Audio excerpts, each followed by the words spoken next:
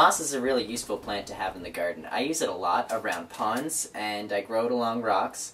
It's also really good for planting underneath trees, or in places that get a lot of shade and you can't grow grass or anything. And that's what I'm going to show you how to do today. Chances are pretty good you have some moss in your yard already, so just go out and have a look around. You'll find moss in shady, damp areas. So if you look under hedges or in those corners of the yard you never use or never go into, chances are pretty good you'll find some there. And all you need to do from there is just pull it up off the ground. You may find little bits, it doesn't matter. All you need is the green part of the moss. And after we do that, I'll bring it back in here and I will show you how to start growing your own moss.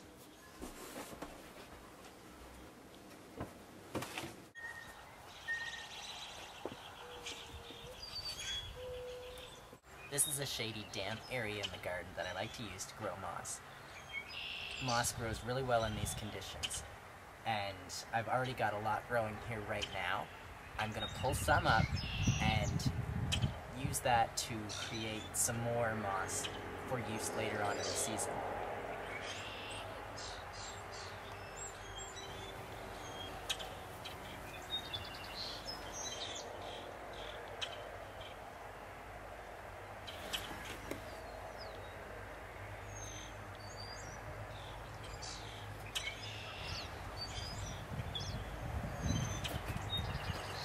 Well, I've got enough to show you how to grow some more, so let's go inside and see how it's done.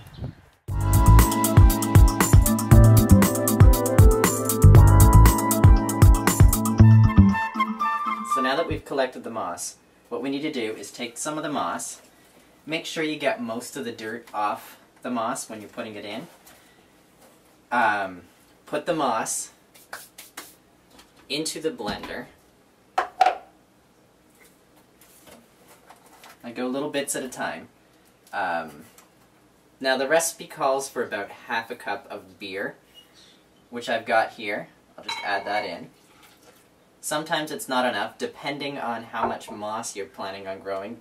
Just keep adding more beer until you can get it to whiz up in the right consistency. Basically, the consistency you're looking for is like a thick soup. Now the recipe calls for about half a cup of beer, but I'm going to be making quite a bit here, so I'm going to use a full cup. I've already put half a cup in there, and it wasn't enough, so I'm going to add another full cup, because basically you're looking for a thick, soupy consistency to it. And then you add half a teaspoon of sugar. You put the lid on.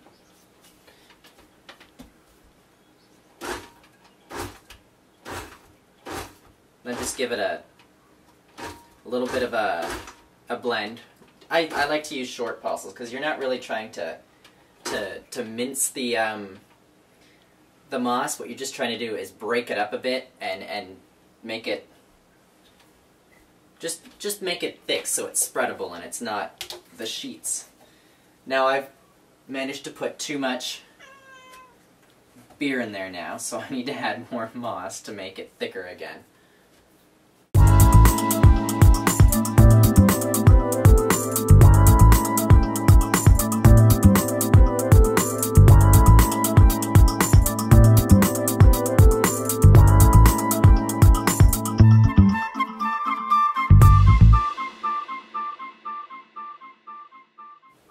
So there we go, we've got a nice soupy consistency to it. It's thick, but it's still movable. You can stir it up.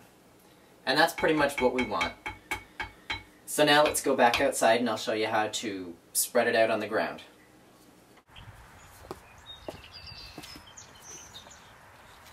Okay, so I'm back outside and I'm going to spread my moss, or my moss mixture, on the area that we took it off and just sort of dump it out and move it around the area that you want it to be in. And then I just make sure that I take my spoon or spatula or whatever you have and spread it out. And this is about how big the patch is that's going to grow from here now. Now make sure it gets spread in an area that's cool and damp, and it doesn't get a lot of sunlight. It doesn't need a lot of sunlight. It likes the shade and it likes the moisture. And make sure to do this fairly early on in the spring. It takes a few months to grow, and you want to be able to use it in the summertime. So I do this a few times a year so that I make sure that I always have some moss to use in arrangements or put in the garden or wherever. So we'll check back on this in a few months' time and I'll show you how well it's coming along.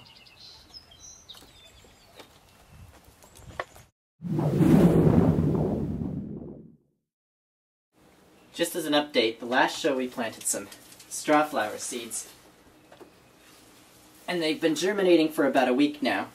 So I thought I'd let you have a look and see how they're doing. There's only a few that have come up so far, but you can see them. They're just small little plants, but they're starting to come along.